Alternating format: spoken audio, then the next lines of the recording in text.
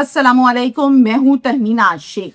ये जो तस्वीर है ये तस्वीर है एक 29 साला लड़की की। नाम है इस लड़की का सायरा और ये 4 बच्चों की माँ है।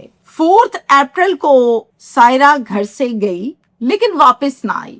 2 दिन के बाद ये खबर मिली कि सायरा मर गई है और इसकी लाश खेतों से मिली है। और सायरा को 1, 2, 3 नहीं, पूरी 6 गोलियां मारी गई हैं, छलनी किया गया है।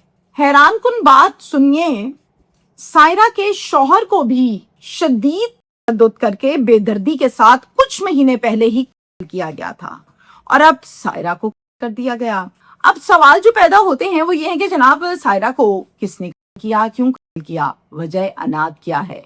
इसके शौहर को कुछ महीने पहले किया गया और अब इसको किया गया। क्या शौहर के कातिल और सायरा के कातिल एक ही तो नहीं, सेम तो नहीं? क्या मुफाद हो सकता है मियाँ बीवी के मरने से कत्ल करने वाले का? ऐसे बहुत से सवाल यकीनन जन्म ले रहे होंगे आपके जहन में भी, और मैं भी जब खबर को देखती हूँ तो बहुत से ऐसे सवाल मेरे जहन में भी जन्म लेते हैं, जिसके मुतल्लिक फिर मैं रिसर्च बेस्ड केस को देखकर स्टडी करके हालात वाकयात जानकर फिर आपको बताती हूँ। ये जो अफसोसनाक वाकया है जनाब, ये पेश आया है लाहौर में। बैकग्राउंड मिलता है फिरोजवाला से।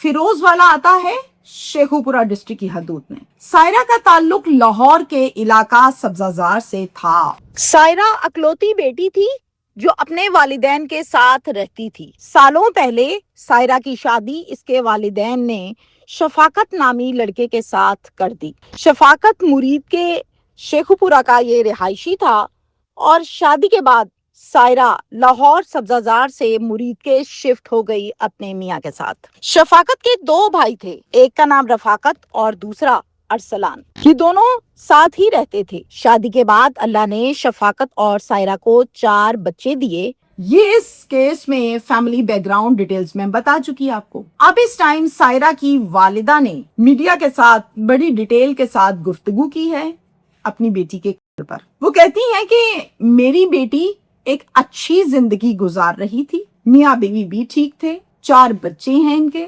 मेरा दामाद शफाकत एक दुश्मनदार आदमी था, उसकी बहुत सी दुश्मनियां थी। दुश्मनों ने प्लानिंग करके मेरे दामाद को कत्ल कर दिया। ये वालिदा का बयान है। अब आपको इस बयान के ओपोजिट जो दूसरी साइड से बयान आया पार्टी भी, वो कौन है? वो शफाकत की फैमिली है। सुनिए, शफाकत का भाई अरसलान सगा भाई है। वो ये कहता है, वो बताता है कि मेरे भाई को किसी दुश्मन ने नहीं मारा, मेरे भाई को मेरी भाभी ने कत्ल किया है। और ये अब झूठ बोल रहे हैं, इल्जाम लगा रहे हैं दुश्मनों पर।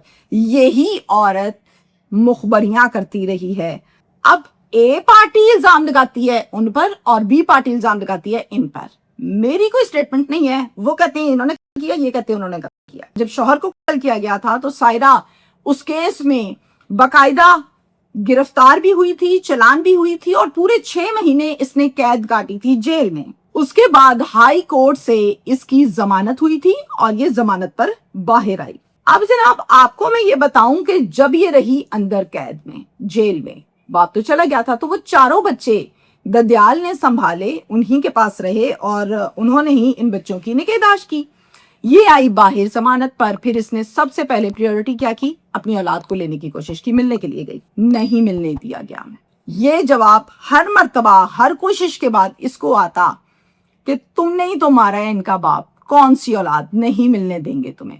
अब होता ये है कि एक दिन सायरा दिल बर्दाश्ता हुई और अपनी माँ को कहने लगी, अम्मा मैं थक गई हूँ कोशिश कर करके, मैं अब अदालत में करूंगी केस, अपनी औलाद का और अपने बच्चे लूंगी, मुझसे नहीं रहा जाता इनके बगैर। माँ कहती है हाँ कर लो जैसे तुम्हें बेहतर लगता है। ये बात हुई, घर से निकली बाहर ये बात किसी ना किसी तरह और पहुंच गई जाके सीधा रफाकत के पास, यानी शौहर के भाइयों के पास। उन्होंने ये बात अंदर बिठा ली है, अब ये बच्चे ले लेगी, केस करेगी। सायरा चूंकि जमानत पर थी, पेशी आती थी तो ये कचहरी जाती थी और कचहरी थी इसकी फिरोजवाला। इसी तरह से जब इसकी डेट आती थी, तारीख आती थी, तो डेफिनेटली 2 होते हैं ना हर केस के लोग, एक ए पार्टी एक बी पार्टी, एक इल्जाम लगाने वाले और एक मजलूम। अब जो मजलूम होता है वो भी आता है अदालत में اور جو ظالم ہوتا ہے وہ بھی آتا ہے. کیسز میں ایسا ہی ہوتا ہے. جب بھی تاریخ ہوتی تھی یہ پتا ہوتا تھا ارسلان اور رفاقت کو کہ آج ڈیٹ ہے, آج آنا ہے سائرہ نے.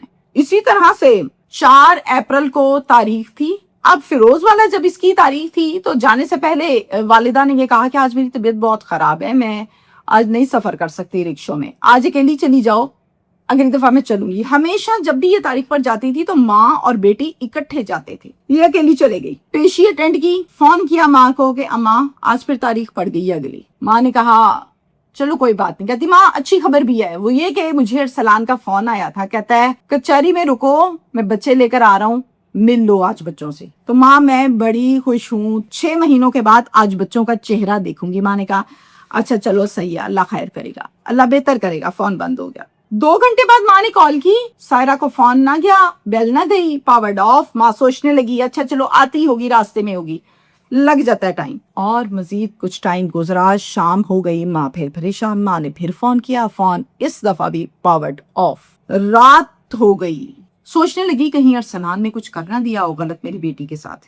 کیا کرتی ہے, فوراً سے وکیل کو فون کرتی ہے. وکیل صاحب کا نام ہے جناب صفدر بھٹی. صفدر بھٹی ہوتے ہیں فیروز والا کچہری میں ہی, جو کہ ان کے کیس کو دیکھ رہے تھے. کہتے ہیں آپ کو پتا ہے کہ آج سائرہ کی پیشی تھی, تو سائرہ گھر ہی نہیں آئی ہے, مجھے ڈر لگ رہا ہے کوئی مسئلہ تو نہیں بن گیا. صفدر بھٹی کہتے ہیں ماں جی سب تو پہلے کام چھڈو, سارے تھانے پہنچو اور جا کے ان کو بتائیں کہ اس طرح سے بچی گھر نہیں آئی, ہو سکتا ہے ارسلان نے آگے پیچھے کر دی ہو, ٹائم نہ لاؤ. ماں کہتی ہے اچھا ٹھیک ہے. ماں کیا کرتی ہے بیچاری بوڑھی عورت, فوراً سے میاں بی بی والدین اٹھتے ہیں اور اٹھ کر تھانے فیروز والا پہنچتے ہیں اور جا کر پولیس کو بتاتے ہیں اغوا کر لیا ارسلان نے میری بیٹی کو, یہ کیس ہے کہ اس کے لیے ہی تو گئی تھی اور یہ مخالف تھے میری بیٹی کے.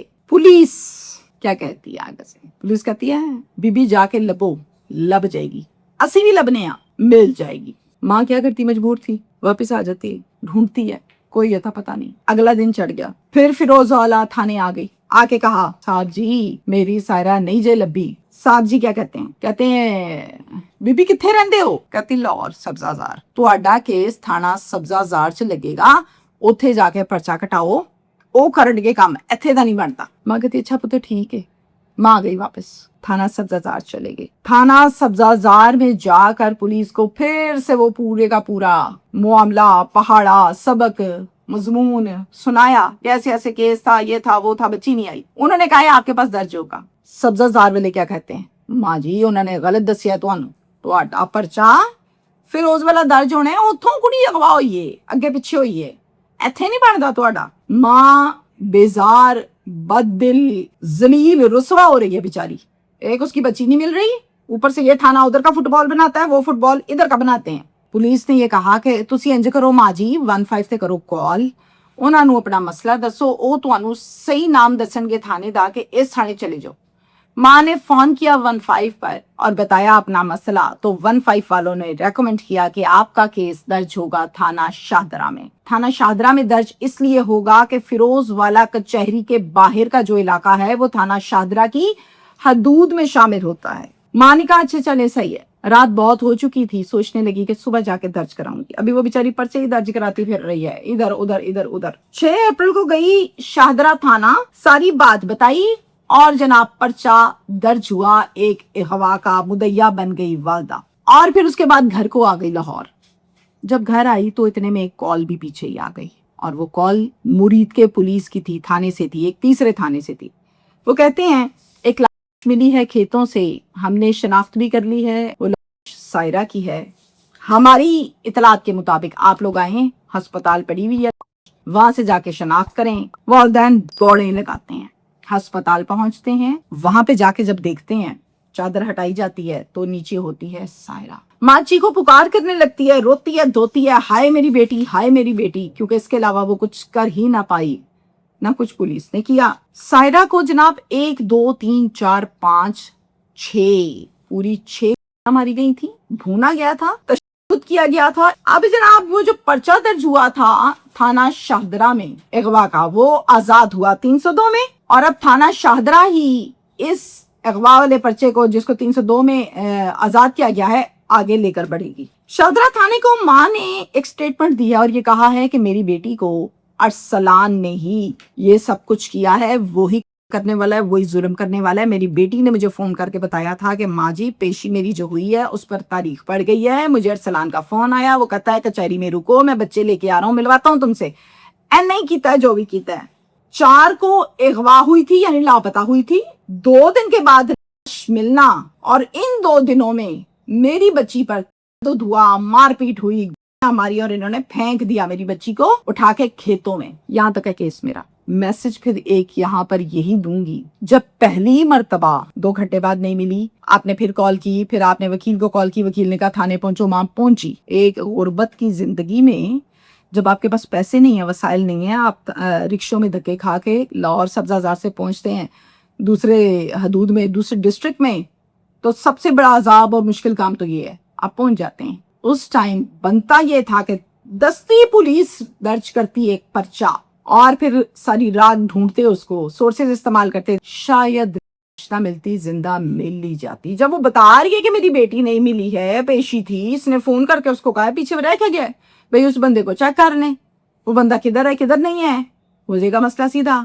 لیکن چیک کیا نہیں نا. کیا پرابلم یہ ہوئی تھی, پرچہ درج ہوتا, تفتیش ہوتی, لڑکی زندہ بچ جاتی. پولیس نے پرچہ ہی نہ درج کیا جی, اوتھے پرچہ تو اوتھے پرچہ تے اوتھے پرچہ, ماں کو بنایا فٹ بال, اور اب ماں فٹ بال بنی ہے. میں یہی کہوں گی تھانے کی نیگلیجنسی ہے. Thank you.